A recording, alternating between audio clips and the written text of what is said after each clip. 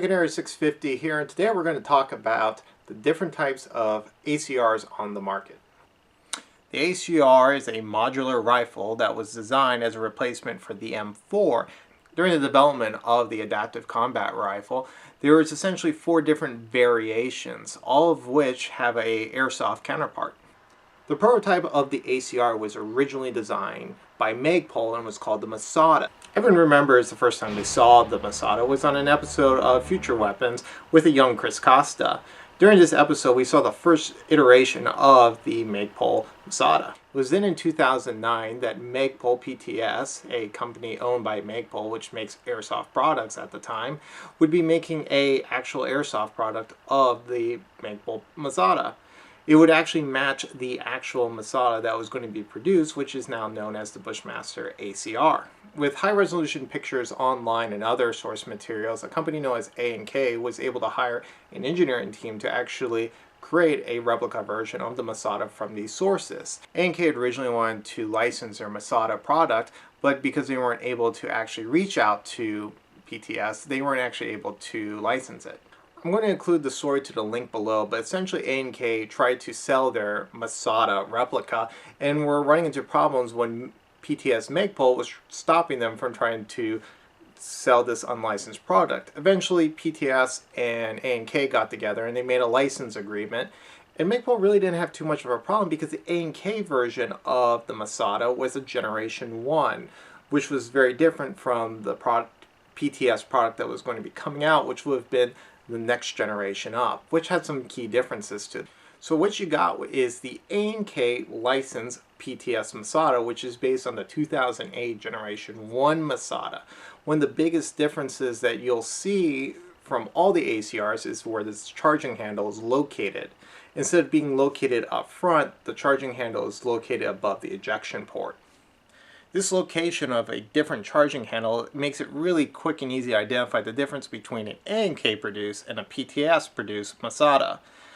Both of these are licensed Masadas, but the A&K, which is produced by A&K, has a charging handle above the ejection port, while the PTS version has one up in the front above the barrel. Additionally, the A&K version doesn't seem to have the Mach adjustable gas port like the PTS version.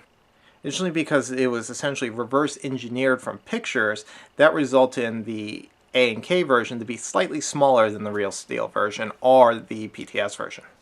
The A&K also has white PTS trademarks on it, just like the Streamline version, but it also has a holographic sticker on it when it comes from the factory. Additionally, the A&K Masada comes with a front flip-up sight and a Maytag style rear sight. The gearbox is a standard version 2 with a unique nozzle and a unique hop-up that is a slide style similar to an AK. Because it contains a standard version 2 gearbox, there's also an upgraded variation of the A&K Masada that has a G&P gearbox in it and may be labeled as a G&P Masada. The A&K only comes in a 556 variation style, but comes in CQB, carbine, and DMR configurations. The A&K comes in both dark earth and black. The A&K Masada will cost you around $250 depending on what type of configuration you get, and the G&P upgraded version costs around $370. The next ACR that hit the market was the PTS Masada.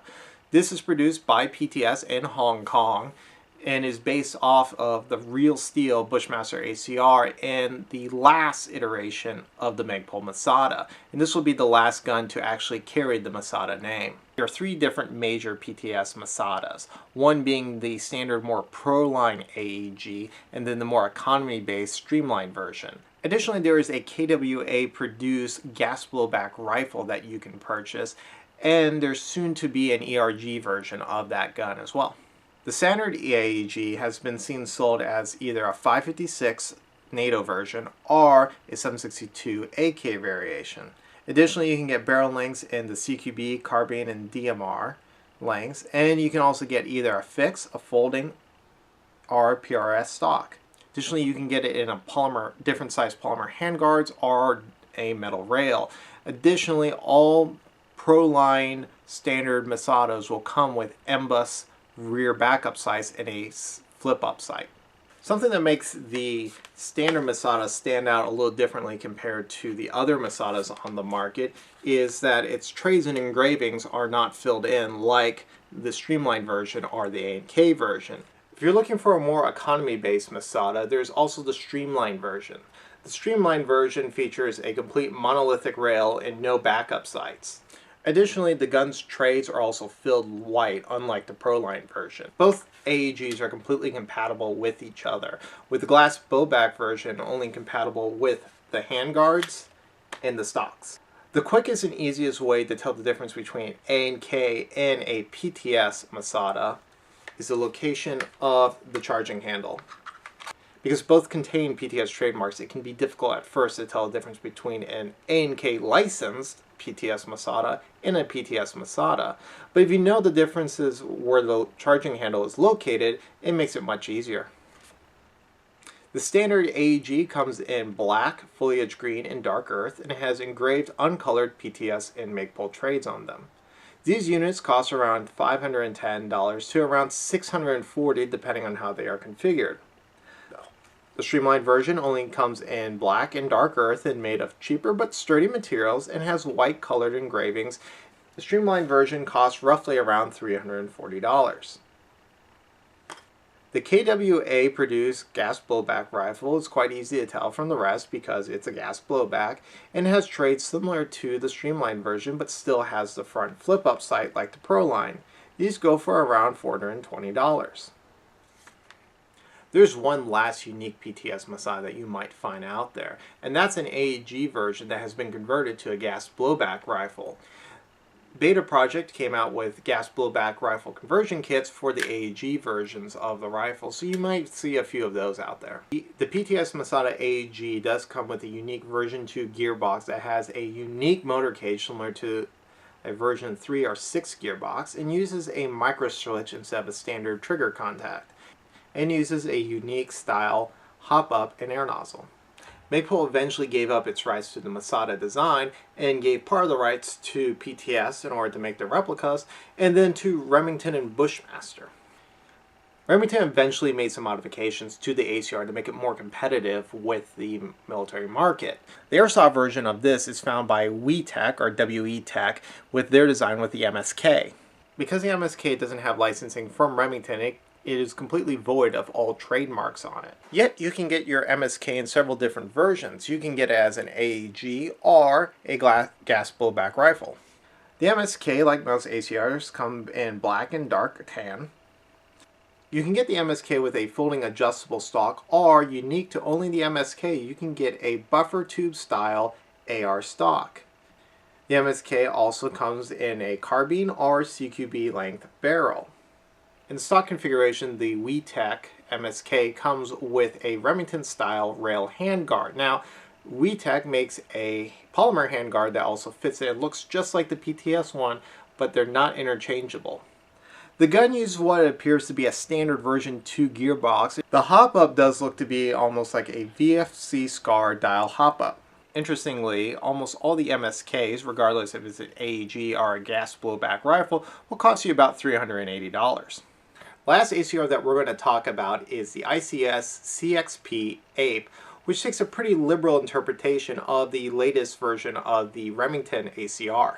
The latest proposal of the Remington Defense ACR as an M4 replacement features a magnesium lower receiver instead of the polymer one found on previous ACRs. Additionally, it also loses the quick change barrel feature. It also features a new lower profile charging handle and an adjustable but non-folding stock. The ICS-APE loosely resembles this. It contains both an upper and lower metal receiver, but that's where the similarities end. The stock, where the battery is housed, is ICS's own design, and it also contains a unique key mod rail that is only found on the CXP-APE, and I believe is not compatible with any other ACRs. It is also to note that the key mod rail on this is also of Airsoft key mod spec, not real steel. The ICS's ACR lookalike also has one of its iconic split gearbox designs and has a unique rotary style hop-up.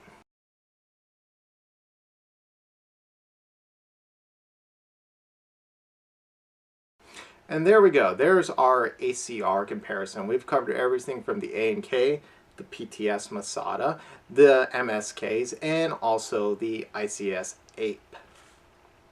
Now, something I would like to note that if you're trying to sell one of your ACRs, particularly the A&K version, even though it is licensed by PTS, I highly recommend that you don't actually label it as a PTS Masada for sale. People will quickly look at the charging handle and notice its location is that belongs to the A&K version, and they may mistaken that labeling as you trying to deceive the buyer. So my suggestion is, if you're trying to sell an A&K, label it as A&K Masada or G&P Masada or A&K Masada licensed by PTS.